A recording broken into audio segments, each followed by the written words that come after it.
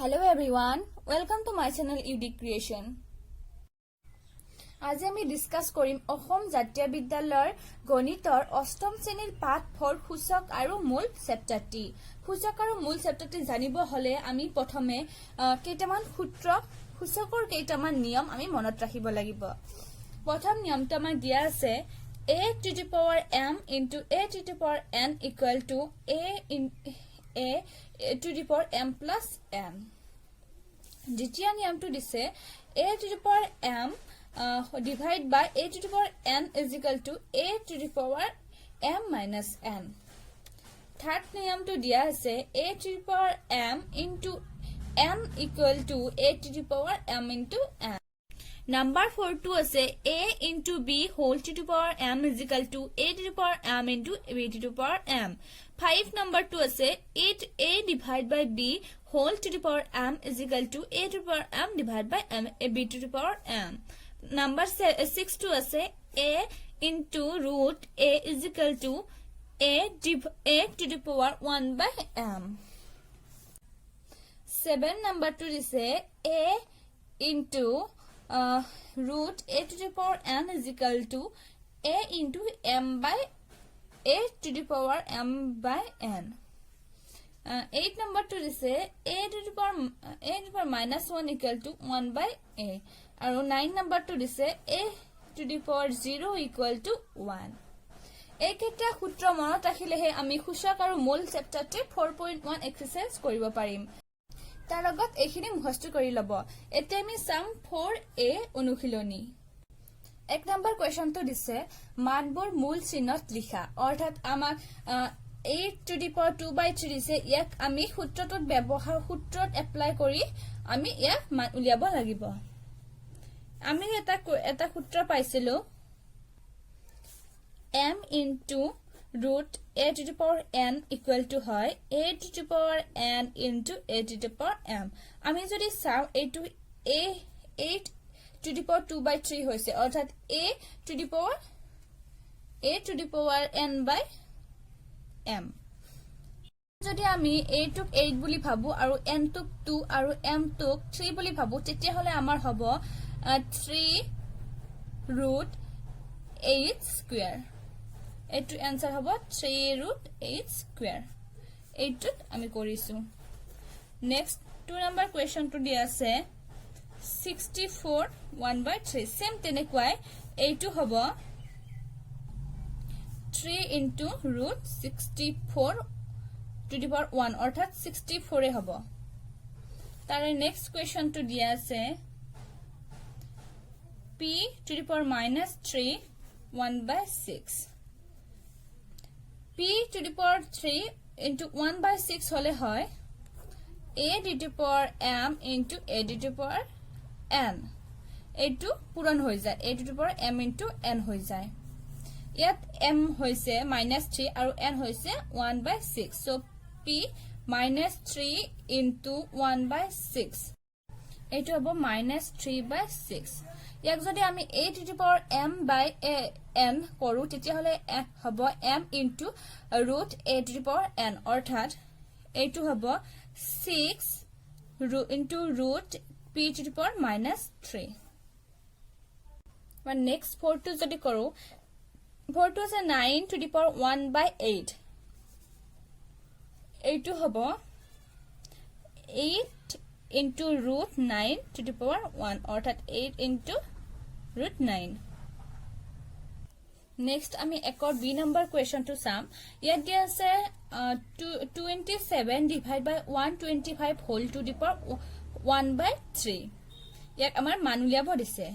ইয়াক যদি চাও আমি 27 টো হয় 3 এর কিউব আৰু 5 এৰ কিউব হয় 125 1 by 3 পাওয়াৰটো আমি লিখি ললো। এতিয়া ইয়াক আমি 3 by 5 কৰি পূৰণ 3 whole to the power 3 এই 3 দুইটাতে 3 পাওয়াৰ আছে। সো আমি whole to the power 3 কৰি ইয়াক 1 by 3 ৰে মাল্টিপল কৰি দিলে আমি आंसर পাম 3 by 5 into 3 by 3.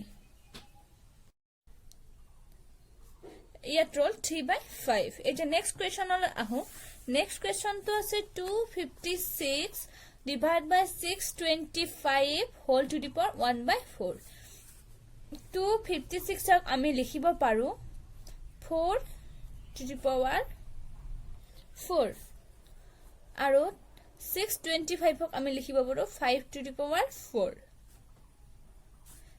ইয়াত হ'ব হোল টু দি পাৱাৰ 1/4 যেহেতু ইয়াত 4 আৰু 5 দুটাৰ ওপৰত 4 4 সূচক আছে সো আমি 4/5 to the power 4 লিখি হোল টু দি পাৱাৰ 1/4 লিখিব পাৰো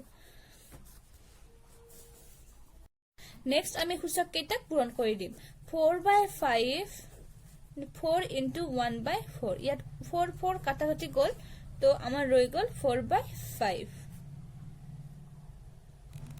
নেক্সট কোৱেশ্চন তো দিয়া আছে 4 into root of 32 into 243 এতিয়া আমি ইয়াক লিখিব পাৰো 32 into 243 whole to the power 1/5 আমি যদি 30 টো ভাঙো মৌলিক উৎপাদকত তেতিয়া হলে হ'ব 2 into 16 2 into 8 16 2 2 4 2 into 4 8 2 2 4 so আমি ইয়াক লিখিব 2 the power 2 to the power 5 লিখিব পাৰো আৰু 243 আমি লিখিব পাৰো 243 টো হ'ব 3 ৰে 8 1 3 रे 27 3 रे 9 3 रे 3 जो 3 to the power 5 লিখিব পাৰো হি আমি 1/5 কৰিব পাৰো এটুক আমি 2 into 3 whole to the power 5 into 1/5 কৰিব পাৰো এতিয়া এটো হ'ব 2 into 3 5 into 1/5 সূচক কেইটা পূৰণ কৰি দিছো এনেকুৱা কৈ থাকিলে আমি সূচক কেইটা পূৰণ কৰি দিব লাগে এটো হ'ব 5 আৰু 5 কেনসেল হল এটো হ'ব 6 आंसर হ'ব 6 নেক্সট কোৱেশ্চন তো দিয়া আছে y to the power -3 whole to the power 1/2 into y to the power -3/2 এই প্ৰথম y to the power -3 whole to the power 1/2 আমি লিখিব পাৰো 2 sorry y -3 into -1/2 into y -3/2 এটা আমি ইয়াক লিখিব পাৰো যেহেতু মাইনাস মাইনাস ক্যান্সেল গল প্লাস হৈ গল হেতু হ'ব 3/2 into y to the power 3/2 তেটো হ'ব y into 3/2 plus minus 3/2 যেতিয়া নেক্সট আমি সূচক কেইটাক পূৰণ কৰি দিম 4/5 4 into 1/4 ইয়াত 4 4 কাটাকাটি গল তো আমাৰ ৰৈ গল 4/5 নেক্সট কোৱেশ্চন তো দিয়া আছে 4 into root of 32 into 243 এতিয়া আমি ইয়াক লিখিব পাৰো 32 into 243 whole to the power 1/5 আমি যদি 30 টো ভাঙো মৌলিক উৎপাদকত তেতিয়া হলে হ'ব 2 into 16 2 into 8 16 2 2 4 2 into 4 8 2 2 4 so আমি ইয়াক লিখিব 2 the power 2 to the power 5 লিখিব পাৰো আৰু 243 আমি লিখিব পাৰো 243 টো হ'ব 3 ৰে 8 1 3 ৰে 27 3 रे 9 3 रे 3 जो 3 to the power 5 লিখিব পাৰো হি আমি 1/5 কৰিব পাৰো এটুক আমি 2 into 3 whole to the power 5 into 1/5 কৰিব পাৰো এতিয়া এটো হ'ব 2 into 3 5 into 1/5 সূচক কেইটা পূৰণ কৰি দিছো এনেকুৱা কৈ থাকিলে আমি সূচক কেইটা পূৰণ কৰি দিব লাগে এটো হ'ব 5 আৰু 5 ক্যান্সেল হল এটো হ'ব 6 आंसर হ'ব 6 নেক্সট কোৱেশ্চন তো দিয়া আছে y to the power minus 3 whole to the power 1 by 2 into y to the power minus 3 by 2. এই প্ৰথম y to the power minus 3 whole to the power 1 by 2 আমি লিখিব পাৰো y minus 3 into minus 1 by 2 into y minus 3 by 2.